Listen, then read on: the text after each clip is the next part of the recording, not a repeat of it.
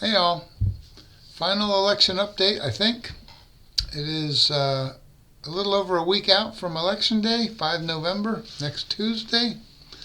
So I thought this would be a good time to check in, take the temperature of the race, and then see what happens. See what happens. All right. So, um, first things first, the polling data in the last 2 weeks, I would say, have shifted noticeably in Donald Trump's direction, both nationally and at the level of those 7 key swing states. Um, the shift hasn't been large, but in such a close race, even a very small shift can be decisive. That's my read. And we're assuming, right, that the polling data is reasonably accurate. And I don't know if we've talked about that yet, but if we haven't, we will, in terms of the issue of public opinion a little later in the semester. Polling data has a margin of error, plus or minus about 3 points in either direction. So you have to be a little cautious, right, about what polls can tell us and what they cannot tell us. But if we assume they're highly accurate this time around, you got to give the edge here to Donald Trump. If I had to put my money on one of the 2 candidates right now, and it was even odds, I would probably put it on Donald Trump. It would kind of break my heart to do that, but my head tells me that's probably the smarter bet. Polls are starting to show that it's possible that Trump could even win the national popular vote.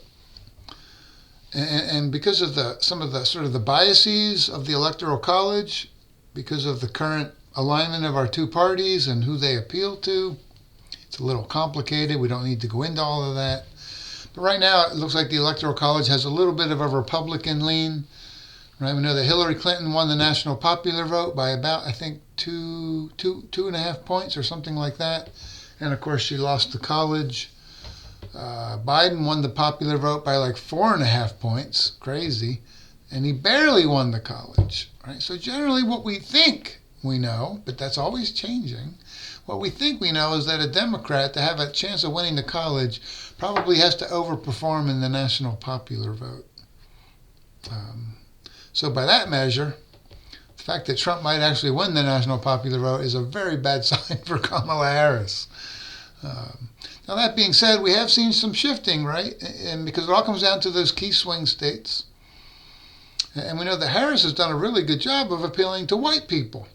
The Democratic Party in some ways is becoming whiter right now, right? Because she tends to appeal to those with higher incomes and more education who disproportionately in America tend to be white. And we've actually seen, right, Trump's ability to actually attract, not a large percentage, but a greater percentage than the last 2 cycles of the black and Latino vote. And a lot of those key swing states, right, are heavily white, like Pennsylvania, Michigan, and Wisconsin specifically.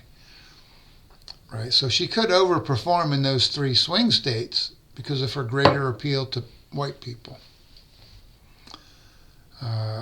So one could imagine, of so many possible outcomes, one could imagine her losing the popular vote narrowly, but then squeaking by in those blue wall states of Pennsylvania, Michigan, and Wisconsin. And then she just has to win that blue dot in Nebraska, which she's ahead by 12 points right now. And she wins the college by the narrowest of margins. So that's her path to victory, I think, at this point. Given how things have swung in Trump's direction, her best bet was always the 3 blue wall states. If anything, today that's even more the case. So watch that on election night and then the days that follow. She has to win Pennsylvania. As goes Pennsylvania, so goes the college, I believe. And then I think she has to win Wisconsin and Michigan. And then she could lose all of those other swing states and still win. Trump has more paths to victory. Because it looks to me like he's going to win Georgia and North Carolina. And then probably he's going to win Nevada and Arizona. And that'll leave him 1 vote shy.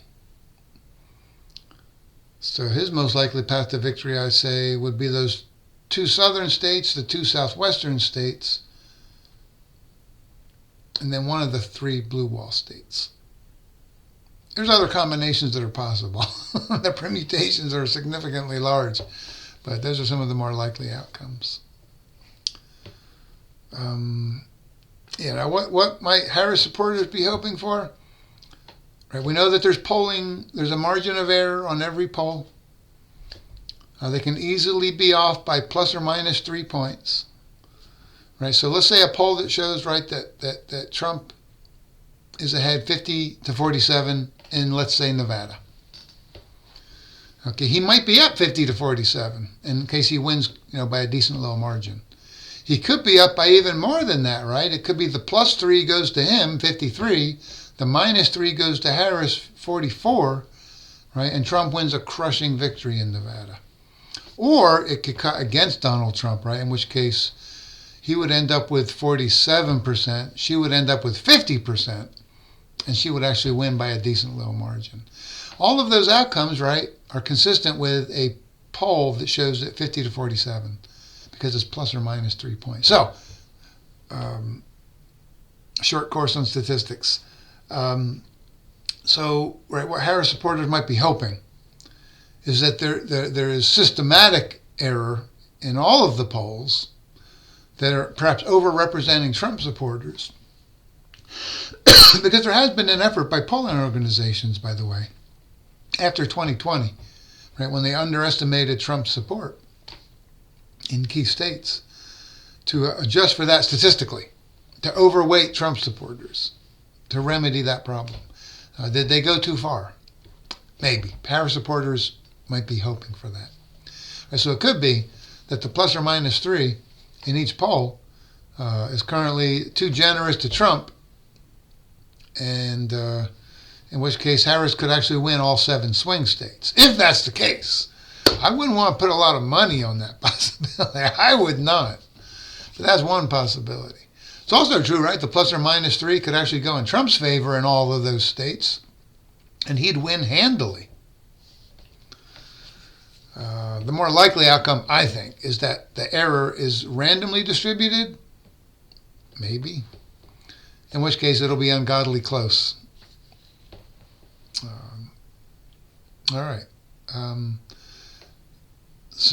That's kind of where we're at right now. Early voting data, which normally in the past has favored Democrats, is currently favoring, at least in Nevada, it's favoring Republicans. Just heard the data this morning. Republican turnout right now, 40% of those who voted have been registered Republicans in Nevada. 35% have been registered Democrats. That is not a good sign for Democrats. It's not. This suggests 2 things, right? Republicans are banking votes early, always a nice thing to have. And it might show an enthusiasm gap that favors Republicans. Now look, right, what matters, of course, are the percentages of people who voted when Election Day is over, right? Historically, Republicans have turned out in huge numbers on Election Day and been wary of early voting. That's why Democrats tended to overperform them in recent cycles. But Trump has shifted, right, and said, no, early vote. So it might just be that. And Democrats will make it up as we get closer to November 5. They may make it up on November 5, or they may not have the enthusiasm that Trump supporters have, in which case Democrats are screwed. That's a real possibility. All right. And I do think if Trump wins, and the bigger if he wins and he wins by a decent margin, that portends not only Republicans obviously retaking the Senate, which is going to happen, I believe, regardless of how Trump does. But I think if Trump does well, I think it's more likely that Republicans will retain control of the House. So I do think a Trump victory would portend Republican control of both the House and the Senate and the White House. It would be a trifecta. That would be interesting.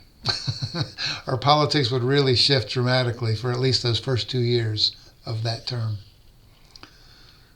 So that's something also to watch for. Again, the Senate is essentially gone for Democrats. Their only hope is to win the House back. If Harris wins, I think they probably win the House back and lose the Senate. If Trump wins, I think it's a trifecta for the GOP. All right. Yeah, there's been some, but I think it's people lying to themselves. I think I have seen some Democrats saying that you now have shy Harris supporters who are not responding to polls. I don't know, man. It's possible. Anything's possible, right? And right, consistent with that narrative would be the idea that pollsters are overweighting for Trump supporters because of 2020. That's more likely. I still don't think that's highly likely, but it's more possible than shy Harris supporters. Polls are what they are. I might be a Harris supporter, but if I'm seeing what I'm seeing right now, I am not feeling positive about Harris's chances. I don't see how you can see that polling data as a positive for her. It's not. It doesn't mean the polls are going to get it exactly right. They never do, but they usually get pretty close. And again, right, if the error is systematically in favor of Harris, she could win. And she could win, decently. If the polling bias currently is running the other direction, Trump could win by a pretty good bit here. So either outcome is entirely possible. Remember, polling data cannot predict the winner of an election. It can really only offer us probabilities. They currently give a greater probability to a Trump win, but it's not terribly lopsided. The election forecast I saw yesterday had it like 54% probability of success for Trump, and then something like, what was it, like 46 or 40, about 46% for Kamala Harris. So hardly, an uncompetitive race. It's very competitive. Not so long ago, Harris was up by that same exact margin. But either sort of average or prediction leaves us in the same basic position. Damn near a coin flip with a slight advantage to one or the other. Right now it's Trump. Before it was Harris. Thanks.